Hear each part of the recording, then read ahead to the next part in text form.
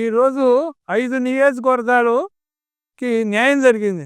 కారణం ఏంటంటే, ఈ 5 నియోజకవర్గాలు నాగార్జున సాగర్ ఆయకట్టుకి చివరి భూములు. అందువలన సరైన టైంలో సరైన నీళ్లు రాక, పంటలో అధిక దిగుబడులు రాక, లాభాలనేవి దానికి సర్దుకొని రైతాంగం ఇంతవరకు కష్టపడ్డారు. కానీ మనకి 40 కిలోమీటర్ల దూరంలో ఉన్న కృష్ణానది నుంచి ఈరోజు డైరెక్ట్‌గా 5 నియోజకవర్గాలకి నీళ్ళు అందియటం అంటే అది ఒక్క చంద్రబాబు నాయుడు గారికే సాధ్యమైంది. గతంలో అనేక సంవత్సరాలు అనేక మంది ముఖ్యమంత్రులు మారారు. కానీ ఏ ముఖ్యమంత్రి దీని గురించి దృష్టి పెట్టలేదు. చంద్రబాబు నాయుడు గారు మొన్న ఎలక్షన్ క్యాంపెయిన్‌కి వచ్చినప్పుడు ఈ కాలువ అనేది తప్పనిసరిగా తీసుకొస్తామని చెప్పిన 8 నెలలకే ల్యాండ్ అక్విజిషన్‌కి గ్రాంట్ ఇవ్వటం అనేది వారి యొక్క విశిష్టత. పెమ్మసాని గారు మంత్రి అయిన తర్వాత మేము కలవటం జరిగింది. వారు ఒకటే చెప్పారు, ఏది ఏమైనప్పటికీ గుంటూరు శంకర విలాస్ బ్రిడ్జి ఒకటి, గుంటూరు ఛానల్ అని ఒకటి 2 కార్యక్రమాలు తప్పనిసరిగా నెరవేరుస్తారని చెప్పారు. అదేవిధంగా 2 కార్యక్రమాలు ఆయన వంతు ఆయన కృషి చేసి రైతాంగానికి మేలు చేయడం అనేది, ఆయన రైతు కుటుంబ డాక్టర్ అయినప్పటికీ ఒక రైతుగా ఇప్పుడు వారి తల్లిదండ్రులు వ్యవసాయదారులుగా చేశారు గమనించి అవి మనసులో ఉండి వారు చేయటం జరిగింది. వ్యవసాయానికి గత ప్రభుత్వం ఏమీ చూడలేదు, ఏ ప్రాజెక్టు చేయలేదు, ఏ కాలువ రిపేర్ చేయలేదు. ఈ గవర్నమెంట్ ఉద్దేశం ఏంటంటే రైతులను ఆదుకోవడమే మెయిన్ ఉద్దేశం. రైతే రాజు, రాజే రైతు అనేది ఒక చంద్రబాబు నాయుడు గారికే సాధ్యమైంది. ఈరోజు వడ్లు కూడా, తడిసిన వడ్లు కూడా సరసమైన రేటు కొని రైతులకి 48 గంటల్లో డబ్బులు ఇవ్వడం అనేది ఒక చంద్రబాబు నాయుడు గారికే సాధ్యమైంది. అదేవిధంగా ఈరోజు మిర్చి డౌన్ అయింది. ఎమ్మటే సెంట్రల్ గవర్నమెంట్తో మాట్లాడి మద్దతు రేటు ప్రకటించడం అనేది చంద్రబాబు నాయుడు గారికే సాధ్యమైంది.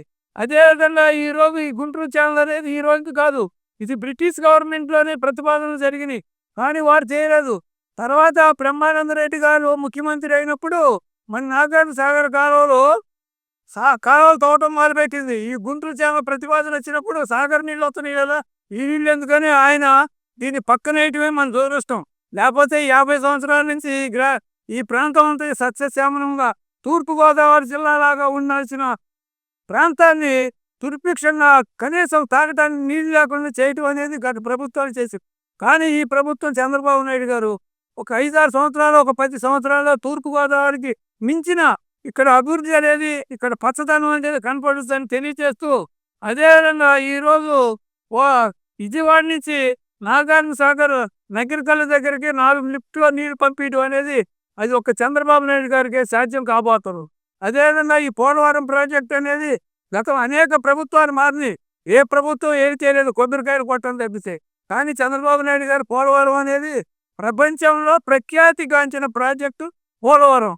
దాన్ని గుర్తించి దానివల్ల మెగావాట్ల విద్యుత్ అనేది రాష్ట్రానికి కొరత లేకుండా చేసే ప్రాజెక్టు కనుక చంద్రబాబు నాయుడు గారు దాని మీద దృష్టి పెట్టడం అంటే వృద్ధి రేటు ఆర్థికంగా పరిశ్రమలోకి మేలు జరుగుద్దని ఆయన యొక్క ముందు చూపే ఈ దేశానికి, ఈ ఆంధ్రప్రదేశ్కి, అదేవిధంగా ఈరోజు దేశ స్థాయికి, ప్రపంచ స్థాయిలో కూడా గుర్తింపు పొందిన నాయకుడు చంద్రబాబు నాయుడు గారిని తెలుసు. థ్యాంక్ యూ అనండి. ఈ ప్రాజెక్టు ఒక వరప్రసాదం లాంటిది. మా పెదరాజుపాడు రైతాంగం బ్రిటిష్ కాలం నుంచి కూడా పోరాటం చేస్తారు. గత 85 సంవత్సరాల నుంచి పోరాటం జరుగుతుంది. లోగడ గుంటూరు బెదరాజుపాడు హై లెవెల్ ఛానల్ పేరుతోటి పోరాటం చేశారు. అటు నాగార్జున సాగర్ కానీ, ఇటు కృష్ణా డెల్టా కానీ శౌరభూములు పోయి ఈ తాగడానికి కానీ, సాగునీరుకు కానీ నీళ్లు లభించిన పరిస్థితి.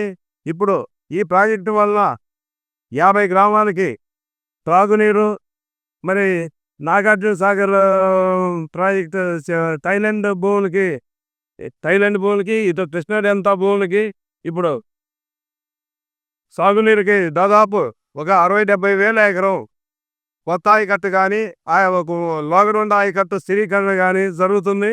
ఈ ప్రాజెక్టు మా ప్రాంత రైతాంగానికి ఒక వరప్రసాదం లాంటిది. మరి లోగడ 2014-2019లో టీడీపీ ప్రభుత్వం గత 2019 జనవరి 20వ తారీఖున ఈ ప్రాజెక్టుకి, గుంటూరు ఛానల్ ప్రాజెక్టుకి 274 కోట్ల రూపాయలతో నిధులు కేటాయించి టెక్నికల్ శాంక్షన్ అవన్నీ అయినాయి. ఆ తర్వాత టెండర్ కూడా పిలిచారు.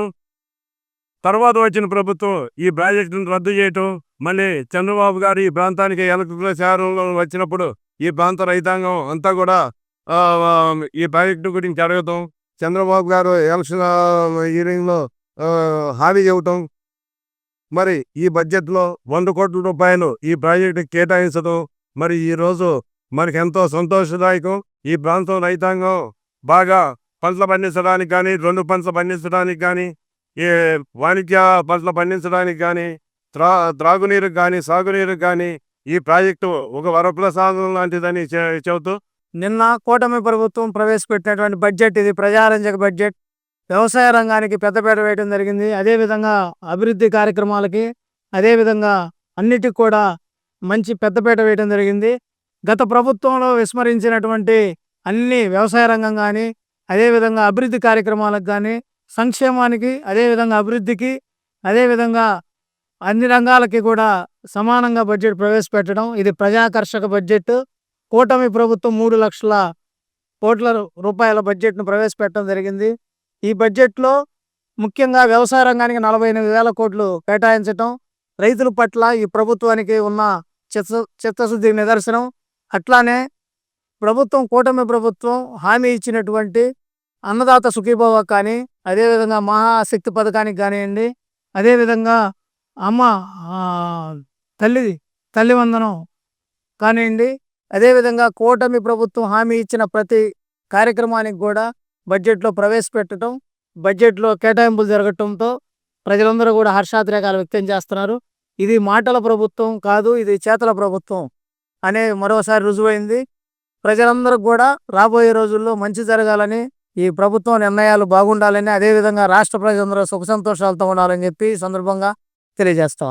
వ్యత్యాసం అంటే గత ప్రభుత్వంలో కేటాయింపులు జరిగినా కానీ ఎక్కడా కూడా కార్యరూపం దాల్చలేదు. కానీ నేడు ప్రతి కార్యక్రమానికి ఈ ప్రభుత్వం మాట చెప్పిందంటే తప్పక అమలు చేసి తీరుతుంది. ఇది అంకెల గారడి బడ్జెట్ కాదు. నిజానిజాలతో ప్రభుత్వం తీసుకొని ఒక మంచి కూర్పుతో పయ్యావుల కేశవ్ గారు కూర్చిన బడ్జెట్, నారా చంద్రబాబు నాయుడు గారు మరియు పవన్ కళ్యాణ్ గారు, అదేవిధంగా కూటమి ప్రభుత్వం ప్రజలకు చిత్తశుద్ధితో ప్రవేశపెట్టిన బడ్జెట్ ఇది. ఈ వీడియో నచ్చితే లైక్ చేయండి. అలాగే మా ఛానల్ ని ఫస్ట్ టైం కనుక చూస్తున్నట్టయితే ఇప్పుడే సబ్స్క్రైబ్ చేసుకుని పక్కనే ఉన్న గంట సింబల్ ని యాక్టివేట్ చేసుకోండి. అప్పుడే మేము పెట్టే ప్రతి వీడియో మీకు నోటిఫికేషన్ గా వస్తుంది. అలాగే ఈ వీడియో పూర్తిగా చూసినందుకు ధన్యవాదాలు.